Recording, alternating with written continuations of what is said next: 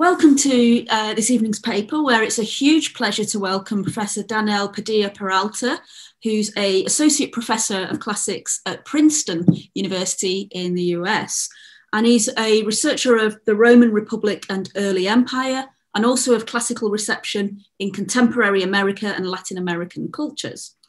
His forthcoming work on divine institutions with Princeton University Press will explore temple constructions and pilgrimage as networks which hold the imperial republic together as the Roman world expands geographically. And he's also published a wide range of articles and contributions on the religious lives of the enslaved and between the relationships between divination, religious life in the Roman world and local ecologies and families and so on. He's also interested, as I'm sure he'll tell you himself, in cultural and intellectual exchange in the past, but also in the present and in public scholarship. He's worked on pieces and written pieces on classical reception in hip hop music and in modern migration patterns as well. He's also published a memoir with Penguin, which came out in 2015, entitled Undocumented, A Dominican Boy's Odyssey from Homeless Shelter to the Ivy League. And that's available with Penguin. So that's a fantastic read.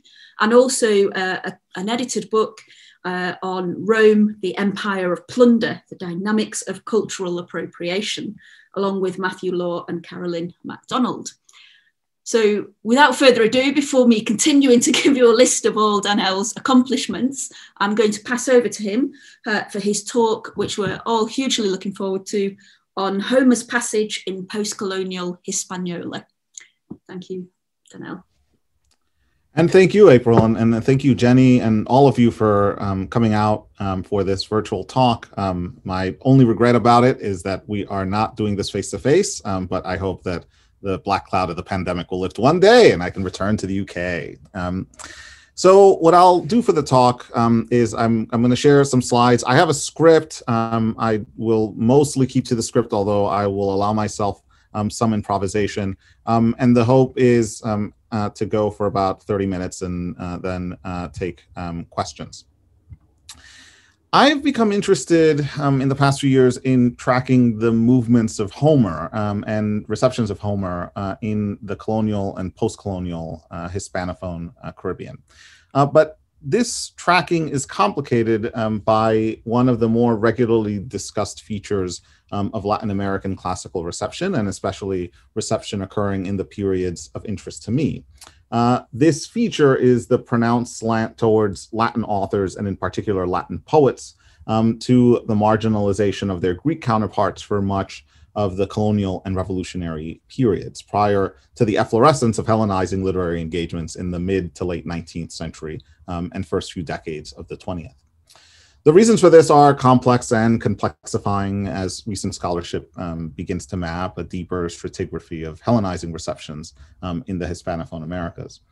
My objective for today is to zero in on some uses of Homer in the period after the Age of Revolutions, in those decades when Caribbean Hispanophone elites participate in the Hellenism and the Hellenomania that is also entrenching itself in discourses on the European continent and elsewhere in the North Atlantic.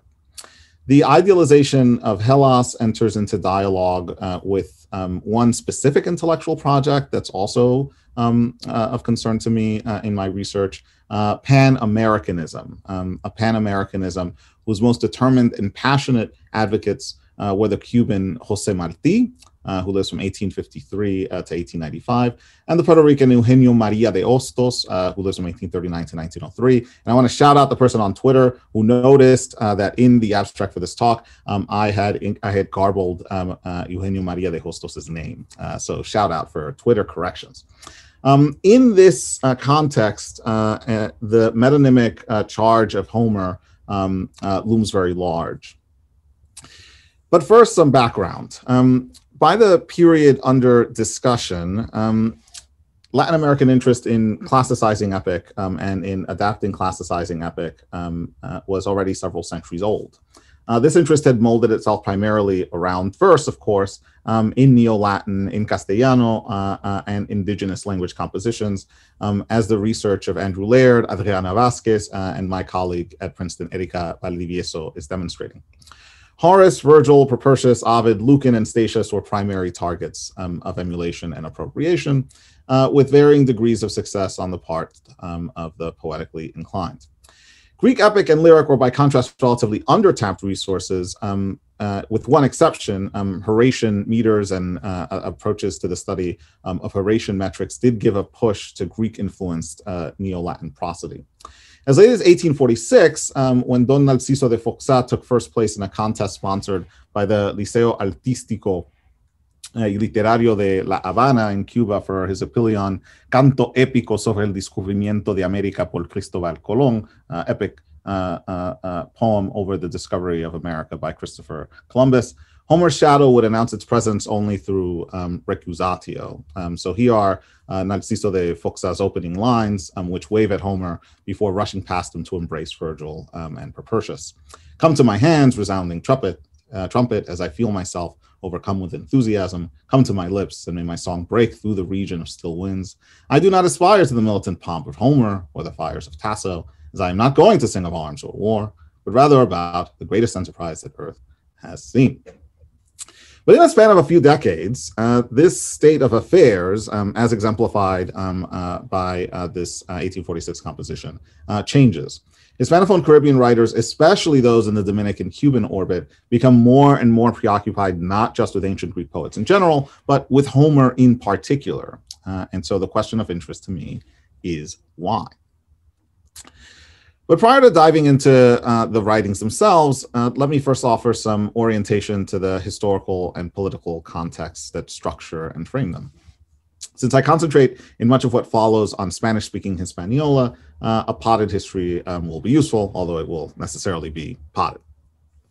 The city of Santo Domingo is founded in 1496, 4 years after the first contact, and rapidly becomes a launching pad for Spanish colonization of the Caribbean and Central and South America, and for the initiation of the transatlantic slave trade in conjunction with the exploitation and in due course extermination of indigenous communities in various parts of the Americas.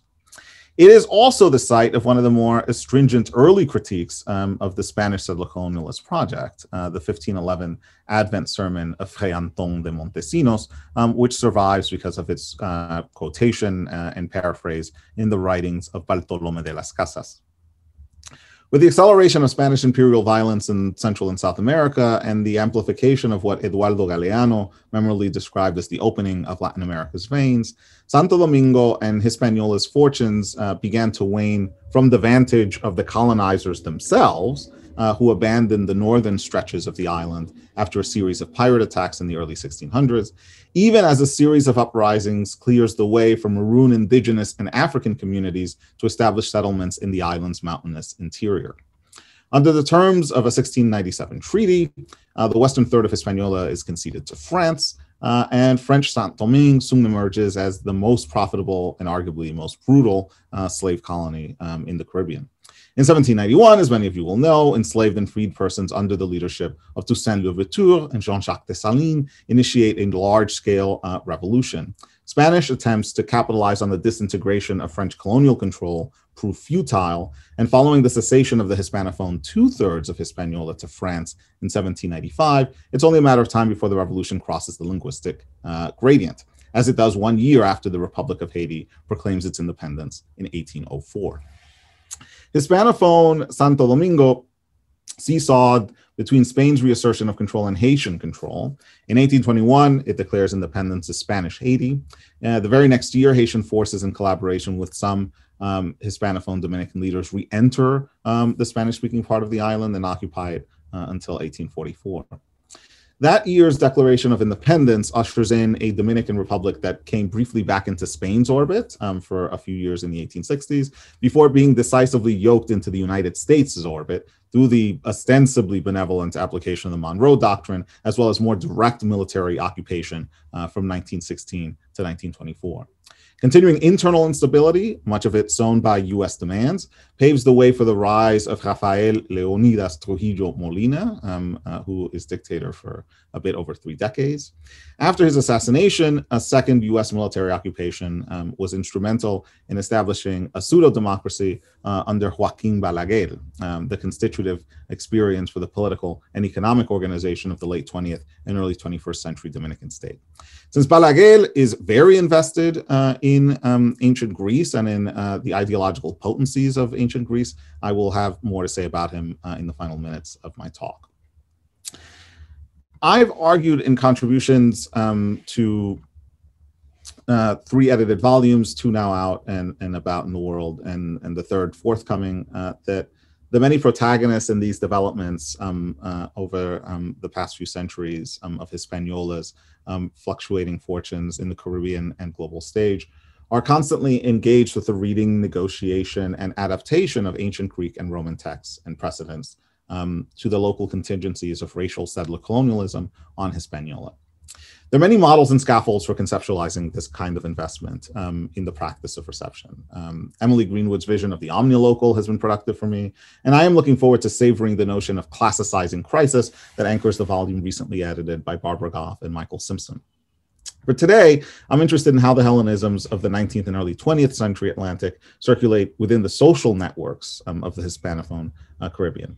My work draws sustenance and inspiration from Rosa Andújar's research into Mexico's Ateneo de la Juventud, Young People's Athenaeum, as well as Jesse Hoffman-Garskov's Racial Migrations, New York City, and the Revolutionary Politics of the Spanish Caribbean.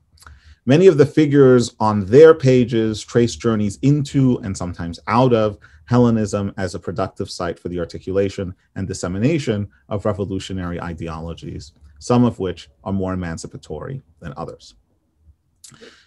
Amidst the revolutionary surges of the 19th century and their sequelae on both sides of the Atlantic, the turn to ancient Greece was never innocent. The Hellenizing literary and culture-shaping projects that take flight in these decades between the wars for independence and active US intervention were no exception. These projects, as I noted at the beginning of the paper, participate in a pan-American dialogue about the merits and demerits of turning to Europe, even as a second and parallel dialogue takes off about the urgency of capitalizing on indigenous and locally rooted traditions that were understood to be much closer to hand. Already in 1926, the Dominican critic and pioneering student of Hispanic American literature, Pedro Henríquez Ureña, could offer in his Seis Ensayos en Busca de Nuestra Expresión a retrospective on the critical momentum behind these projects, as well as the backlash that had greeted and would continue to greet them. Nowadays, he writes, restless people complain that their predecessors had lived attentive to Europe, nourishing themselves on imitation, without eyes for the world that surrounded them. They forget that in each generation, every 100 years, this affection and promise renew themselves. Yes, they existed, they still existed, the Europeanizers, those who end by abandoning Spanish to write in French, or at the very least writing in their own language. They adjust to French molds, their style, and even solicit from France their ideas and topics. Or the Hispanizers, sick with grammatical madness, hypnotized by every single thing from Spain that had not been transplanted to these lands.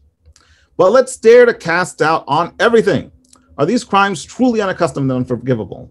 The closed criollismo, the nationalist fixation, the multidimensional delirium which men and women, even of enemy camps, fall into.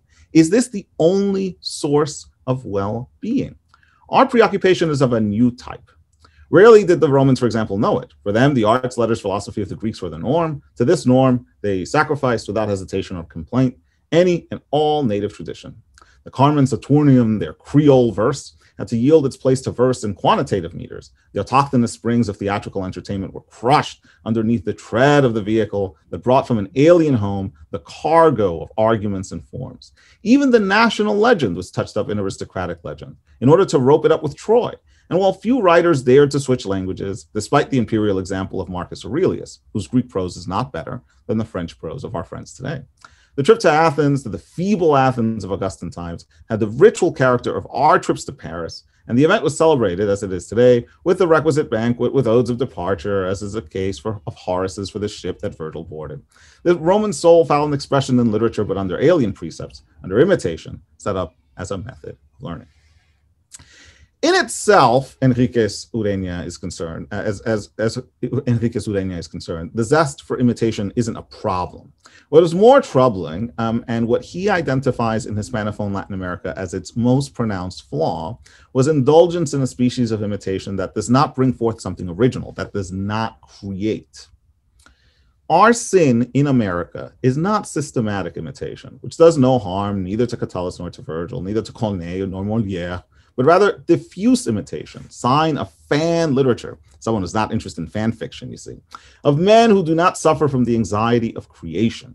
The legions of minor poets adopt and repeat without end in monochromatic verses, the style of the period, the commonplaces of the moment, end quote. Curiously enough, Henríquez Ureña's diagnosis of the malady and his remonstration against the sin of diffusive imitation are themselves emulative. Many of you folks will have heard versions of this kind of critique surfacing in literary criticism, both ancient and modern, and yield arguably the same stillborn results as the unambitious versifying with which he took some issue.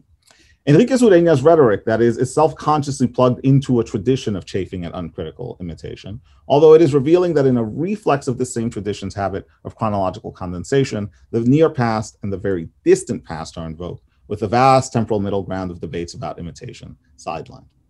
But I have other reasons for beginning with Henríquez Ureña's statements here.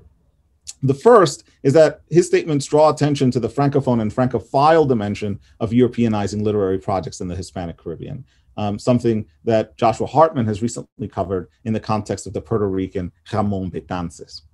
But the second reason I flag this passage in Henríquez Ureña's writings is that it echoes and amplifies a critical tendency to evaluate classicizing poetry according to its success or failure as imitative and derivative. What if instead we take this poetry as engaging in a world-building project, as an enterprise in cosmopoesis? This is what I'll endeavor to do for the next few minutes, taking as my main subject the figure of Homer's involvement in this cosmopoesis. To appreciate both the force of Henríquez Ureña's assessment and the background context against which it is formulated, it's helpful to take a generational step backward and consider the play with Homer that spikes in the second half of the 19th century. At a time when the post-independence elites of the Hispanophone Caribbean and mainland Latin America retained very strong connections to Europe, some venturing on their own grand tours to Italy and Greece, others traveling to France or Great Britain for medical training, still others repairing to the Iberian Peninsula for immersion in Spanish literary culture, the Hellenomanias of the North Atlantic found fertile ground among them. Rosa Andújar has studied the Hellenophilia of Pedro Henríquez Ureña's generation. What I'll offer in the next few minutes is a survey keyed primarily to Homer's reception among the crew of Pedro Henríquez Ureña and his contemporaries, and that reception's place in the Hellenizing appetites of some of the predecessors to these poets. Deep into the fin de siècle, Latin authors were still the primary name drops for signifying allusions to Greco-Roman poetic genres, with Vergil leading the way as a marker for epic. To cite one appealing example, Rafael Damiron's poem Del Vivac bends Mantua's bard bidirectionally towards epic and eclogue in the span of one stanza. From all there emerges a supreme unease, star and summit and placid idyll, the mood appropriate for the deep theme, perhaps not through synthesis, perhaps yes, through epic, of course, a sad eclogue of Vergil. The scene and ambiance setting called to mind not so much the named Vergil, but the unnamed Horace. I thought on reading these lines immediately of episode 15, Nox erat et caelo fulgebat luna sereno. Another Latin genre bender whose poetry and example were very much on the radar of Hispanophone Caribbean writers and readers. But by comparison, name drops of Homer tend in the direction of creating an atmospherics of learned homosociality, especially in the hands of incidental or episodic poets. Simply to give a flavor of the practice, here is Ricardo Pérez Alfonseca in honorific verses penned for his friend, the Mexican poet and journalist Amado Nervo. You are the Chopin of sad poetry, even if at times you possess Homer's rush and make bronze verses with the flash of a star. Your verse is the music of melancholy. The signifying work of Homer here is on the same register as other seemingly superficial markers of Hellenism. It breathes much the same air as the evocation of the marbles of Athens in another of Pérez Alfonseca's encomiastic poems. But If we dial back the clock to the praise poetry of earlier decades, one can identify signs of Homer's place in the inculcation of a certain kind of poetic sensibility among the versifying Dominican elite, though it is challenging to map the gap between lived experience and aestheticizing refractions of lived experience.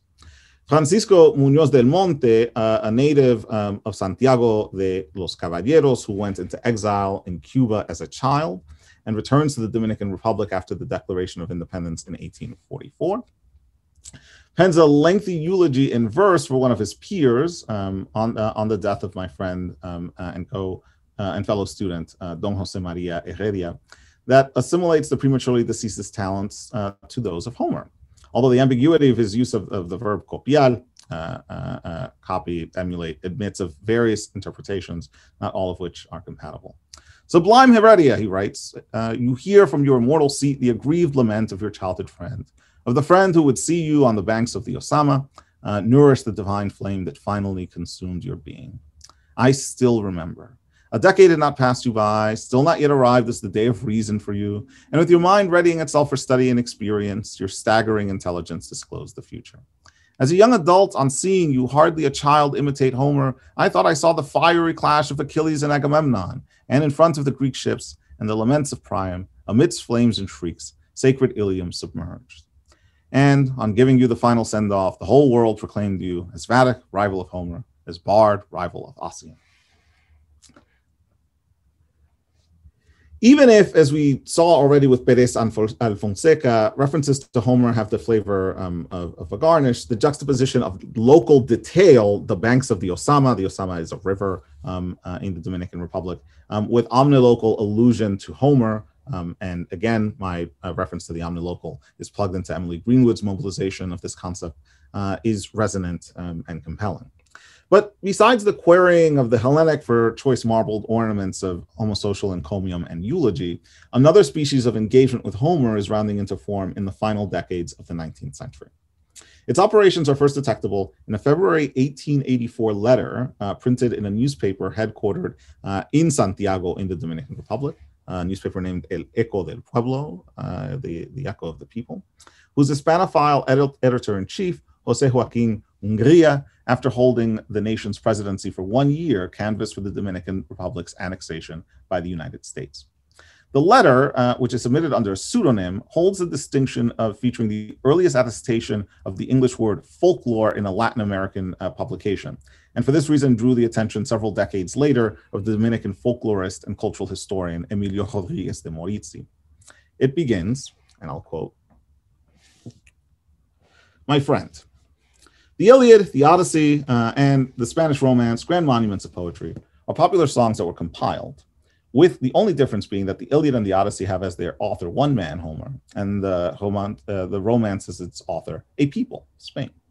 The imperishable glory that these literary monuments have imparted to the nations from which they originate is a manifest demonstration of the transcendental importance that comes with the patriotic undertaking of gathering up carefully and conserving, collected out of a sense of duty to future generations.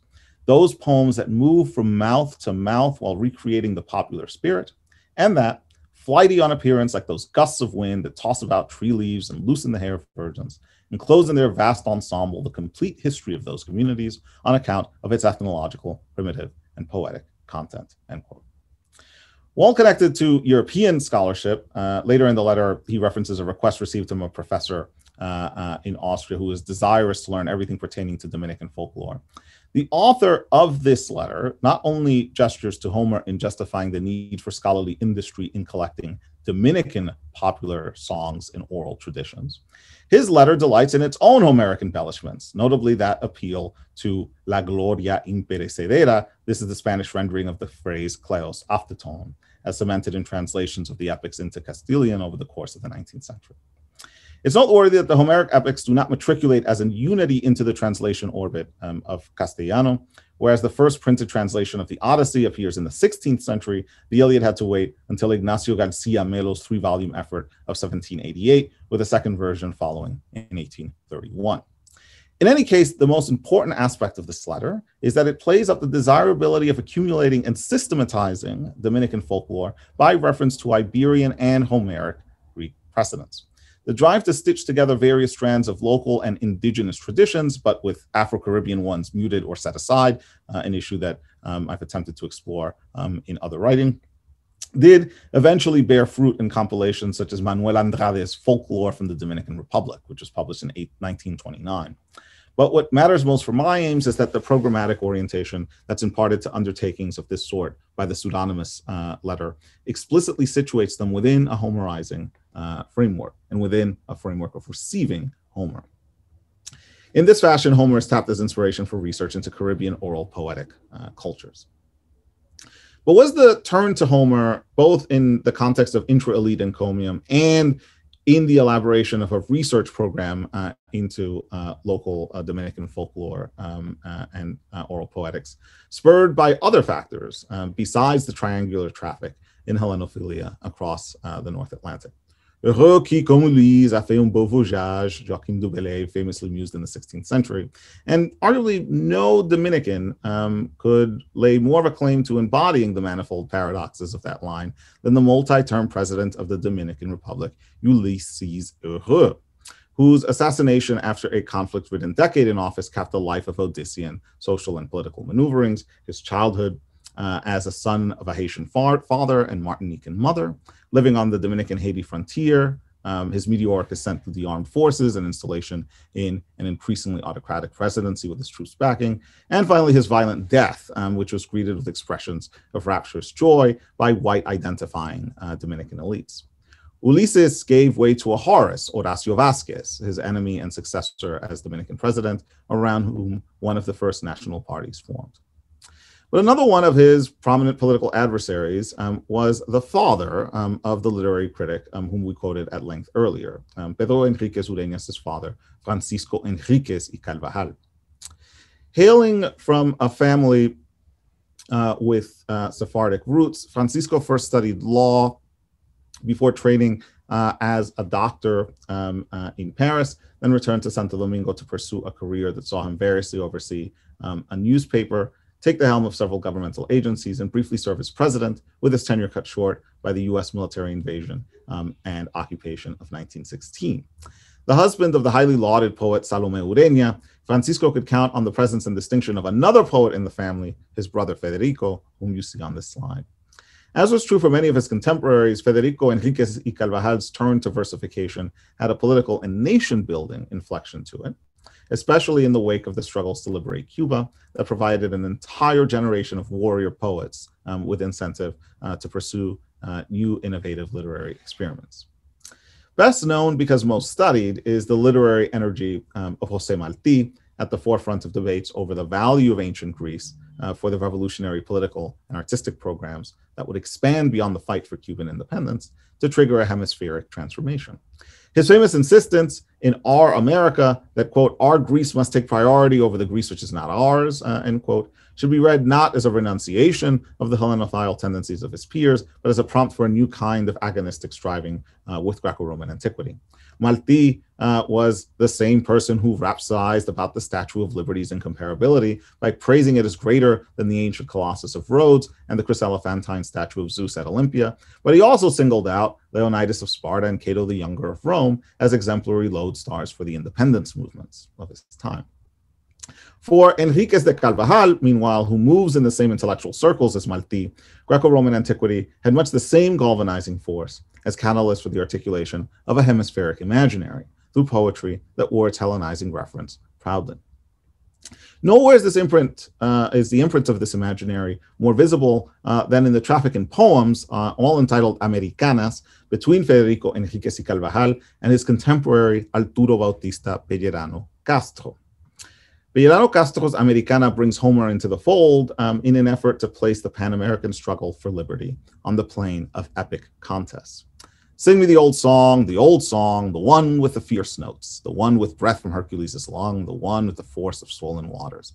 Sing me the old verse, the heroic verse, the one of the tragic muse, the one of song raised in the forest, the verse of bugle and reveille.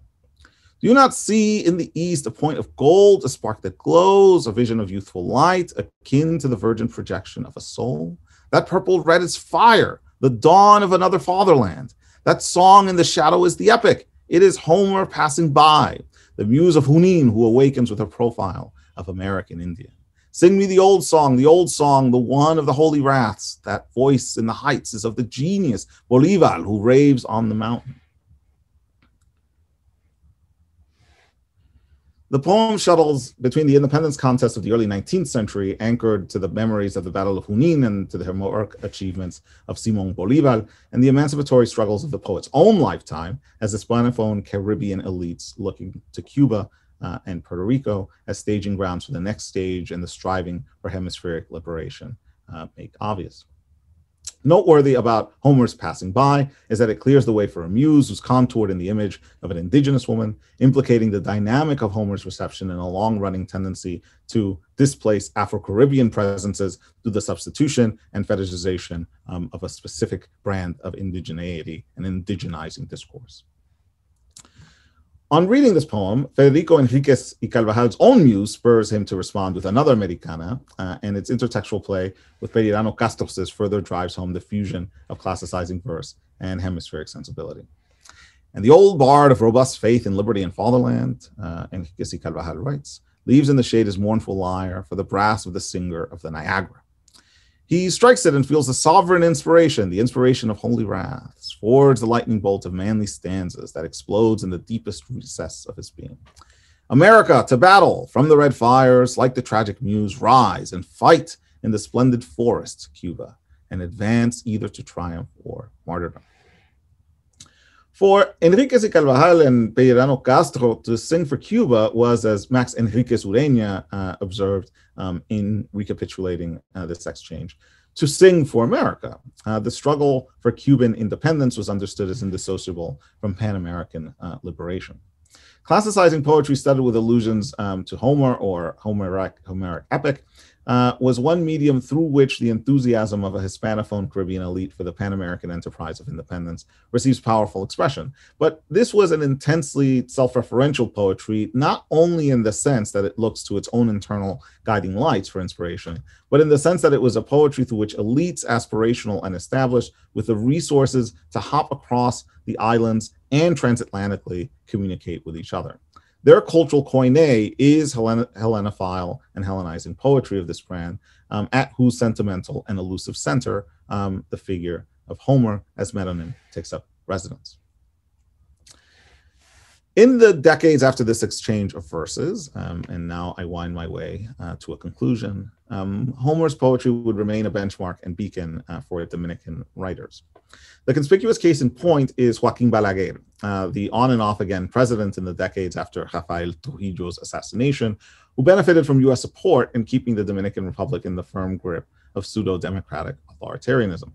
When not overseeing affairs of state, Balaguer took the lead in molding and steering party line histories of Dominican culture. Most famously, the 7-volume compilation, Colección del Pensamiento Dominicano, that was published under the auspices of the Banco de Reservas de la República Dominicana. In a prefatory note to a selection from the writings of the poet Juan Antonio Alix, who lived from 1833 to 1918, Balaguer justifies the selection's inclusion, and specifically the selection of Antonio Alix's somewhat bawdy and raunchy poetry, by appealing to the example of the bard. In Homer's poems, Balaguer writes, the grandest of literary monuments from that period, the most vulgar scenes are described with the simplicity of style and image that would not be conceived in modern literature. That is to say, that could not be accommodated in art made by men who have lost a direct feel for nature. The Homeric kings turn topsy-turvy on the earth, drink from sacred fountains the waters of rivers, and pronounce with foul words terrible oaths, frightening admonitions that stream out of their mouths, colored with the bloody foam of vengeance. End quote. But at this point, I should admit to a feature of the historical and historiographical emplotment of this avidity for Homer that has so far been glossed over in my remarks today.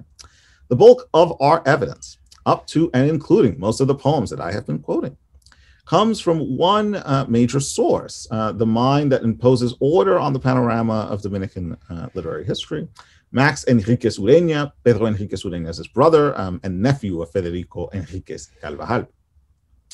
In order to answer the question of why Homer becomes important as a cultural signifier in the multi-generational project of elite formation and self-fashioning that culminates with the Henríquez Ureña brothers, we ultimately need to come to grips with the fact that our perception of this importance is inextricable from the world-making enterprise of the brothers themselves. I use world-making both as a nod to my colleague Brooke Holmes's recent account of cosmopoiesis for deep classics, and more directly as a gesture to Adam Geraciu's newly published book, World-Making After Empire, The Rise and Fall of Self-Determination, which came out in 2019.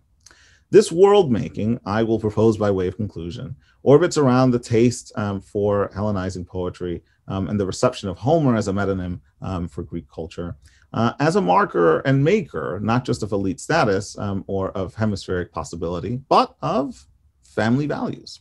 Seen in this light, the increasing fixation with Homer is part of that elaborate family romance whereby members of the Henríquez clan, not content merely to participate in the homosocial literary exchanges of the period, also strove to mythologize themselves as indefatigable consumers of Hellenicity. And it is this myth that would prove to have remarkable staying power in the contemporary literary cultures and politics of the Dominican Republic. So with that, I am done, and we can transition to questions. Thanks so much for listening, and I'll stop my screen share.